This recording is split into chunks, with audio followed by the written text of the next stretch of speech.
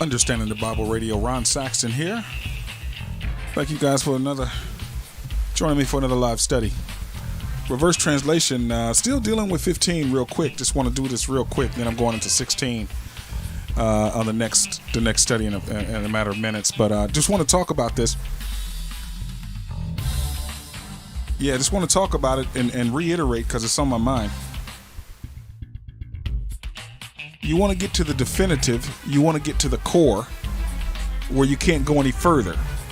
You can't go any further down into it. This is what I'm doing. Talking about the propagation of Christianity, which we found in the reverse translation from the Greek. Be careful of what you're listening to out there because they're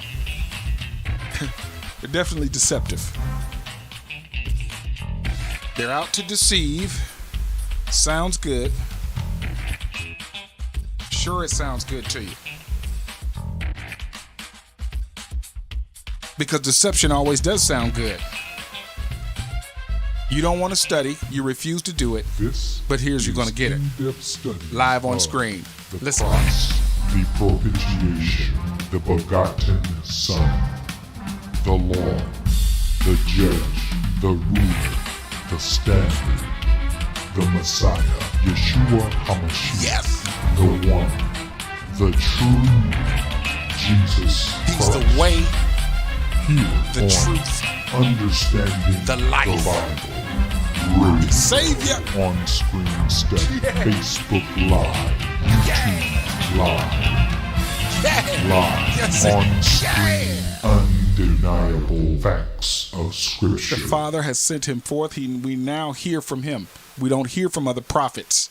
We hear he speaks to us by his Son. That's what the Scripture states. He speaks to us by his Son. Somebody tells me God doesn't do anything without letting his prophets know first. No, sir. He speaks to us by his Son, no longer by prophets, by his Son. You understand? That's what it says. See, that's the deal. You need to get in covenant. You need to get to the propagation of Christianity. That's what you need. All right, let's go down here.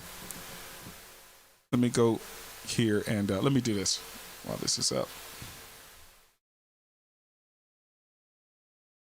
How many times? 7 times? It takes us right where we need to be. Right at 15. If we look at the scripture in, let's see here. I was looking up something there. We go to John 15, take out the Strong's numbers. Now look, let's read it. I am the true vine. This is Jesus, the true Christ talking, the true Jesus Christ. I am the true vine. My Father is the husbandman. Every branch in me that beareth not fruit, he taketh away, and every branch that beareth fruit, he purgeth it, that it may bring forth more fruit. Okay? That's what he says. Now look at this. Look at the reverse. I am the true vine, meaning the true Messiah, imparting to souls productiveness. That's where it comes from. It comes from him. Not the productiveness in your profession and job and all that to get you more money in the bank and prosperity of the world and the earth. That's not what he's talking about. If it was, he would have said that. Even in the definitions, it doesn't say anything. But it's talking about he's giving you, he's infusing you into his followers. Okay? If you're not his follower, he's not infusing it into you. His own divine strength and life. Divine strength and life. We want physical. We don't want divine. We want physical because we want to be strong and significant. But only humble. Only them that are humble. Okay? He says now he brings in the Father. My Father is the husbandman, meaning tiller of the soil and vine dresser. Let's do this. Let's go to our English, Webster's 1828, and look at husbandman. Let's take a look because this is very important. The father that they don't even discuss much anymore, is in charge of all of this. He's a farmer, one who plants seed. He puts seed in the ground. So he's got to get the ground ready. So he's a cultivator or tiller of the ground. See that? One who labors in tillage. Now, what are we? We're living ground is what we are. Our body's made from ground. Correct? All right. In America, where men generally own the land on what they used to, on which they labor, the proprietor of a farm is also a laborer or a husbandman. But the word includes the lessee and the owner. Okay? So God the Father is the owner, the master of a family. This is what the Father's doing. Okay? He's a tiller of the soil and the vine dresser. He dresses Christ. He adds and takes away and prunes and purges the true vine and the branches of that true vine, which we see in the next one. Every branch in me that beareth not fruit, God the Father taketh away. He takes it away. Now, the branches, meaning my followers, are the tender and flexible shoot branch. Every branch that doesn't bear fruit in him. Now, what is this fruit? All right. Every branch that beareth fruit, meaning to accomplish much for the propagation of Christianity. Propagation of Christianity. That's where we are. So if we go to propagation, what does this mean?